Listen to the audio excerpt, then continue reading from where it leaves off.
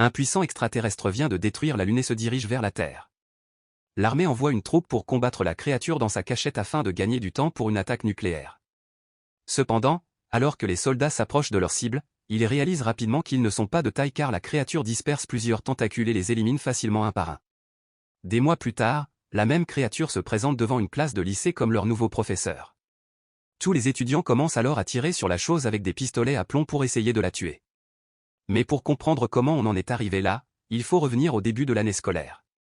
Le principal du collège de Kunigaki accueille les élèves, qui sont séparés en deux classes.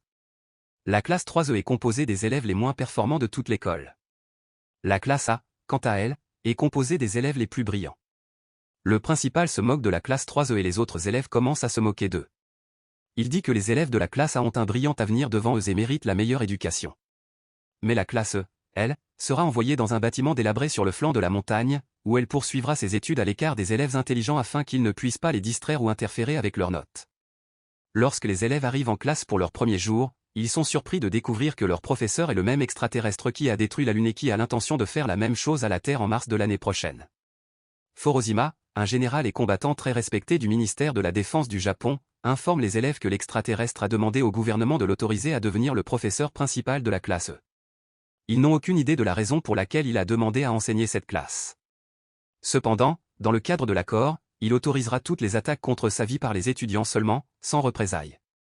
Forozima explique donc à la classe qu'elle a pour mission d'éliminer la créature avant l'obtention du diplôme, car le sort du monde dépend d'eux.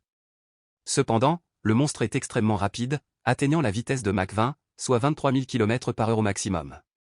Forozima présente à la classe des armes, des couteaux et des plombs fabriqués dans un matériau spécial, le seul qui puisse blesser l'extraterrestre mais qui soit inoffensif pour les humains. En guise de démonstration, l'extraterrestre tire sur l'une de ses tentacules, à la grande horreur des élèves. Mais après quelques secondes, il régénère son tentacule, montrant ainsi à la classe qu'ils devront être rapides et efficaces s'ils veulent le tuer. Forozima rassure les élèves en leur disant qu'ils sont en sécurité, car l'accord que l'extraterrestre a passé avec le gouvernement stipule qu'il ne fera jamais de mal à aucun d'entre eux. En fait, il s'assurerait qu'ils sont hors de danger. Pour motiver encore plus les élèves, Forozima les informe que la tête de l'extraterrestre est mise à prix. Celui qui parviendra à tuer la créature recevra 75 millions de dollars US. Forozima devient alors l'assistant du professeur de la classe, afin de pouvoir surveiller et rapporter au ministère de la Défense les progrès des étudiants et les entraîner à devenir des assassins d'élite. En plus de Forozima, une tueuse internationale de haut rang, Arena Yelavik, est engagée pour enseigner l'anglais à la classe. Elle tente à plusieurs reprises de tuer l'être puissant au cours des 2 premières semaines, mais toutes ses tentatives sont vaines et elle finit par abandonner. Chaque jour, à la récréation, Forozima fait s'entraîner les élèves au combat à l'arme blanche, améliorant leurs compétences en matière d'assassinat à chaque leçon. Nagisa, l'un des élèves les plus calmes, étudie et note chaque petit détail de l'extraterrestre afin de découvrir sa faiblesse. Jusqu'à présent, il a réussi à comprendre que l'extraterrestre a une capacité de changement de couleur qui représente ses différentes émotions. Yashita, l'un de ses camarades de classe, et ses 2 amis, pensent que cela ne sert à rien et le poussent à participer à leur tentative d'assassinat le matin même en cours de langue. Nagisa dit qu'il a besoin de plus de temps pour découvrir la faiblesse de l'extraterrestre et trouver un plan infaillible, mais il le convainc que c'est maintenant ou jamais. Pendant la leçon, Nagisa prétend avoir terminé le devoir de la classe et la porte au professeur, en cachant un couteau derrière un drap. Lorsqu'il essaie de poignarder l'extraterrestre, celui-ci lui attrape immédiatement la main et lui dit qu'il aurait dû mieux essayer. Nagisa serre alors le professeur dans ses bras, révélant une bombe à l'intérieur de sa chemise qui explose et l'envoie s'écraser au sol avec l'alien. Une fille nommée Kiana se précipite au secours de Nagisa, craignant pour sa vie, mais Yashita la rassure en lui disant que la bombe était remplie de plomb qui ne ferait que blesser le professeur, mais qu'elle contenait aussi de la poudre à canon, ce qui ne laisserait à Nagisa que quelques égratignures. Les élèves remarquent ensuite qu'une membrane semi-transparente recouvre le cadavre de l'alien, ils tentent donc de l'enlever, mais la créature est introuvable. Au lieu de cela, il s'est caché dans le plafond pour les observer.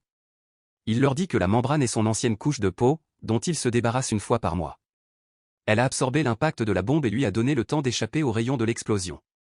Le monstre retourne au sol, extrêmement en colère contre Yashita et ses 2 amis pour avoir mis la vie de Nagisa en danger. En une fraction de seconde, il se rend chez chacun d'entre eux et s'empare des plaques signalétiques de leur maison familiale pour les ramener avec lui. Il les menace ensuite de respecter l'accord qu'il a passé avec le gouvernement de ne pas leur faire de mal si jamais ils mettent la vie d'un autre élève en danger ou tentent de les sacrifier, mais cela ne veut pas dire qu'il ne fera pas de mal à leur famille, voire qu'il les tuera. Une fois que tout le monde a regagné sa place, l'extraterrestre leur dit que l'assassinat doit être un travail d'équipe, et qu'il doit être un accomplissement dont ils sont tout fiers. Il félicite Nagisa pour sa tentative d'assassinat, car il n'a pas vu venir l'explosif et Nagisa a très bien joué le jeu. Kiano demande alors au professeur s'il a un nom, et quand il dit qu'il n'en a pas, elle suggère que la classe l'appelle Koro-sensei, ce qui signifie professeur immortel, et tout le monde est d'accord, même l'alien est honoré d'être appelé ainsi.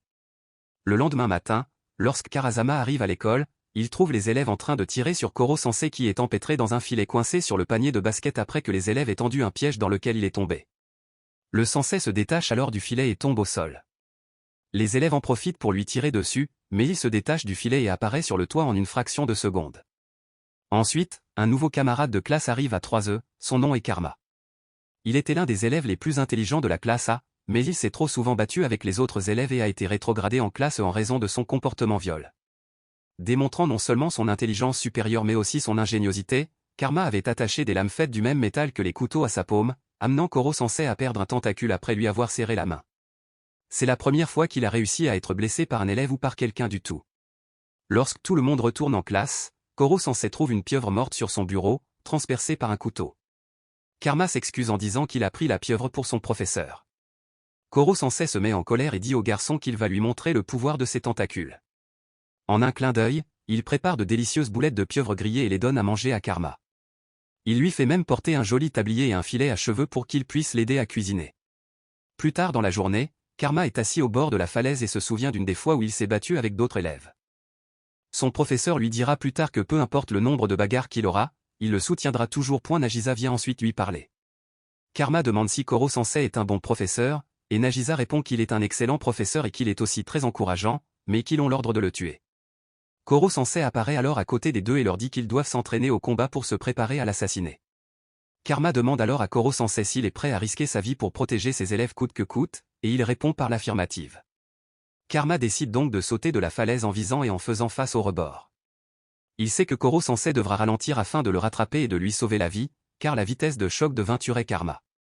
Cela lui laisserait une fenêtre d'opportunité pour tirer et tuer son professeur. Pendant sa chute, Karma se souvient d'un incident au cours duquel il a battu 3 élèves d'élite qui avaient brutalisé un garçon de classe. Plus tard dans la journée, son professeur, qui est aussi le directeur de l'école, l'avait réprimandé pour avoir attaqué des élèves d'élite pour défendre un garçon de classe. Cela l'a bouleversé au point qu'il s'est senti trahi par son professeur. Koro-sensei descend en courant le long de la falaise et construit une aire d'atterrissage souple pour Karma, faite de ses tentacules. De cette façon, il serait complètement indemne.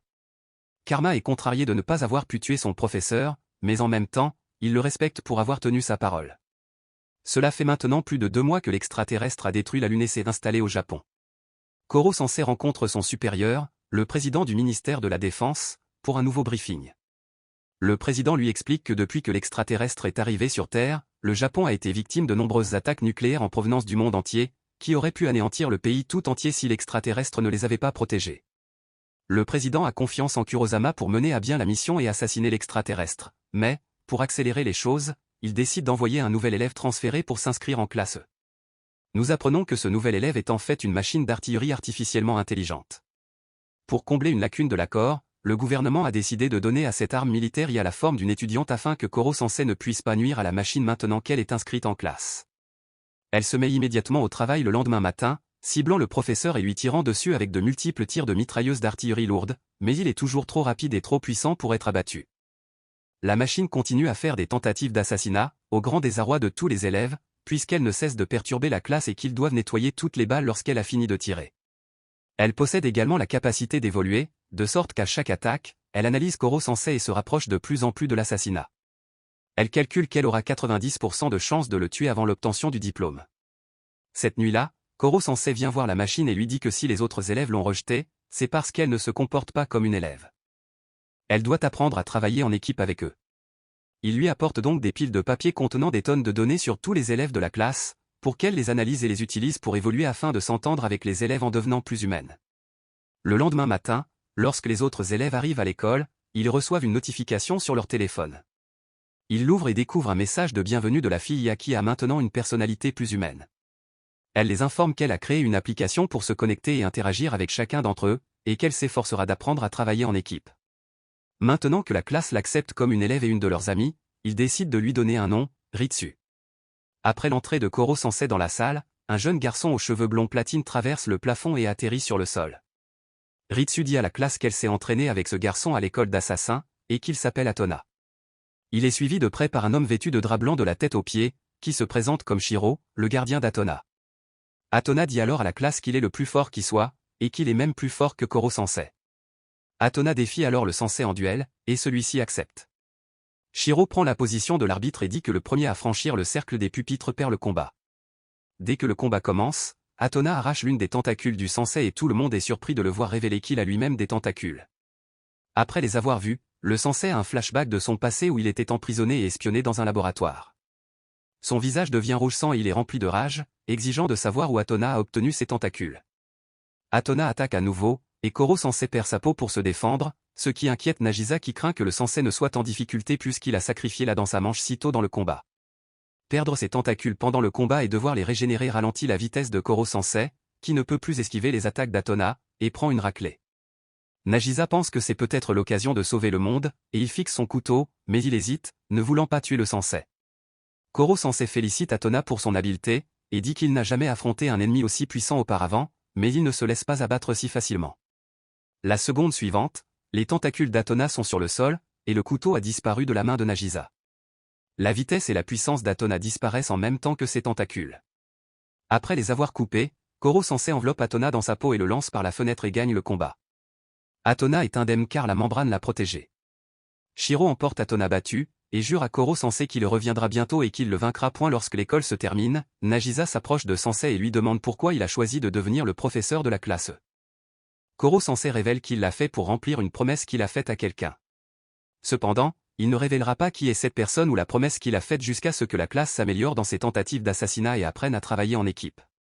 Cette nuit-là, Koro Sensei reçoit un appel d'un supérieur, qui l'informe qu'un nouvel entraîneur va venir pour aider à accélérer l'entraînement à l'assassinat des élèves, car il ne voit aucun résultat. Ensuite, Koro Sensei apparaît dans le bureau de Koro Sensei et les deux ont une dispute qui amène Koro Sensei à se demander si Koro Sensei a déjà eu une vie amoureuse dans son passé. Le sensei se rappelle alors la nuit où il a perdu l'amour de sa vie après un accident. Le lendemain matin, l'entraîneur Akira arrive dans la cour et annonce qu'il est le nouvel entraîneur de la classe. Mais avant que l'entraînement ne commence, il offre à tous les élèves un repas rapide et essaie de créer des liens avec lui.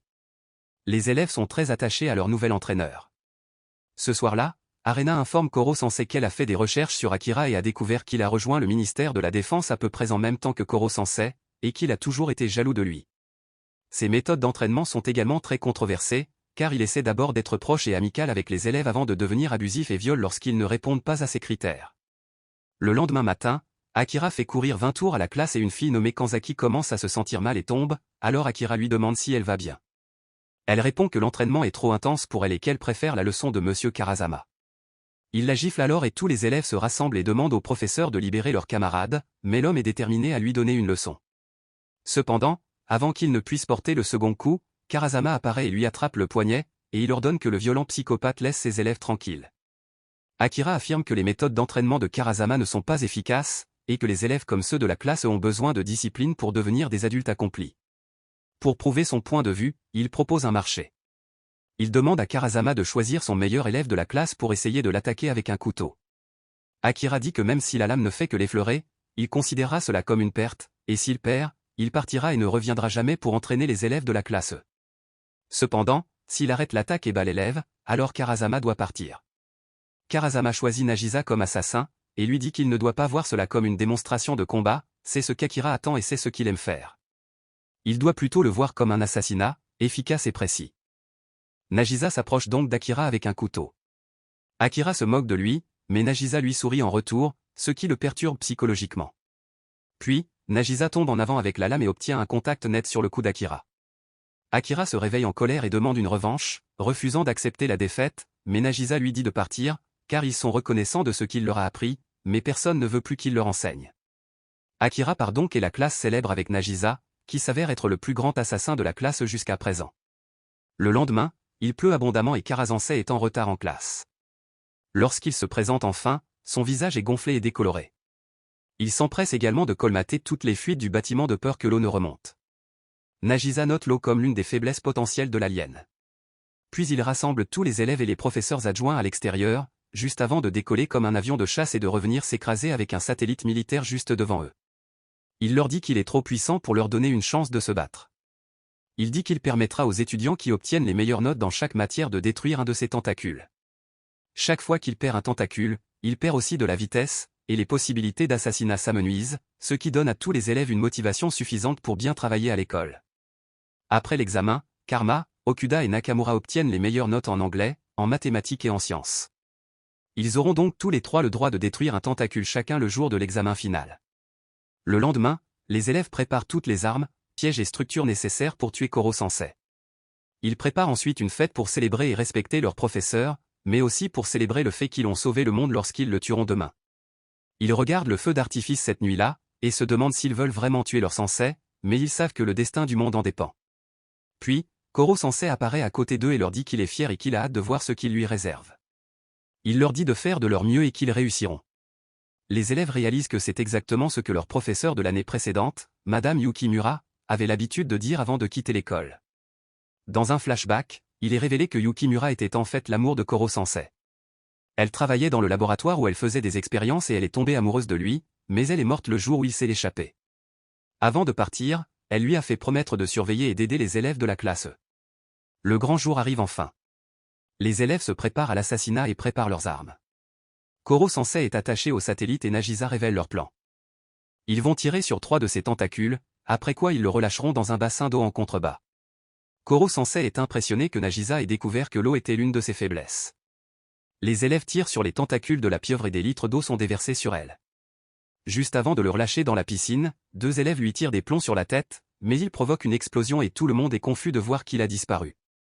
Lorsqu'ils finissent par le retrouver, son corps a disparu à l'exception de sa tête rétrécie, qui est enveloppée d'une couche protectrice d'énergie cristallisée de haute densité, que l'eau ou les plombs ne peuvent pénétrer, et qu'une bombe nucléaire ne pourrait même pas égratigner. Cependant, le bouclier se rompt au bout de 24 heures. Les étudiants décident donc de l'enterrer dans une piscine remplie de toutes les pastilles afin qu'il soit tué dès qu'il sera libre. Mais il leur dit qu'il provoquera simplement une autre explosion lorsque le bouclier se dissipera, ce qui fera exploser tout ce qui se trouve près de lui et il s'en sortira vivant. Soudain, la moitié des étudiants perdent conscience et s'effondrent avec une très forte fièvre. Un Kuro et sa bande arrivent alors et leur disent qu'il a mis un virus dans les forces de certains étudiants avant de partir. En échange de l'antidote, il veut Koro-sensei pour pouvoir le tuer, réclamer les 75 millions de dollars et regagner son honneur, car il révèle qu'il est devenu la risée du ministère de la Défense depuis que Nagisa l'a battu. Il est révélé qu'Atona était avec eux pendant tout ce temps, et il tente d'attaquer Nagisa mais Kurozuma le pousse hors du chemin et prend le coup et tombe au sol. Akuro et ses hommes s'échappent alors avec l'antidote, tandis qu'Atona s'en prend à Nagisa. Karma aide Nagisa à se relever, et tous deux fuient la cour. Ils finissent par escalader une énorme tour pour s'éloigner le plus possible d'Atona, mais celui-ci les rattrape. Karma se rend alors et propose de remettre Koro-sensei à Atona, mais à la place, il jette le sensei à Nagisa. C'est alors qu'Atona libère ses tentacules et se prépare à attaquer Nagisa. Mais ce qu'il n'a pas compris, c'est que les élèves ont choisi ce jour particulier pour tuer Koro-sensei car il allait pleuvoir. Lorsqu'il pleut, les tentacules d'Atona s'affaiblissent et tombent de sa tête. Nagisa les coupe rapidement et Atona tombe sur le sol, vaincu. Alors qu'Atona pleure, le sensei lui dit que s'il est intéressé, il y a une place pour lui parmi les autres élèves de la classe E, où il pourra apprendre à devenir meilleur pour le vaincre. Ensuite, Nagisa reçoit une notification sur son téléphone, et il retourne dans la cour. C'est là qu'il affronte Akuro, qui a kidnappé Kiano et prévoit de la jeter dans une cuve pleine de ciment et de boulettes avec le sensei pour qu'il ne puisse pas exploser, sinon il tuera son propre élève. Et pour qu'il meure, Akuro exige que Nagisa lui remette le sensei, ce qu'il fait, mais il s'avère que c'est un ballon de football qui se trouve dans le sac.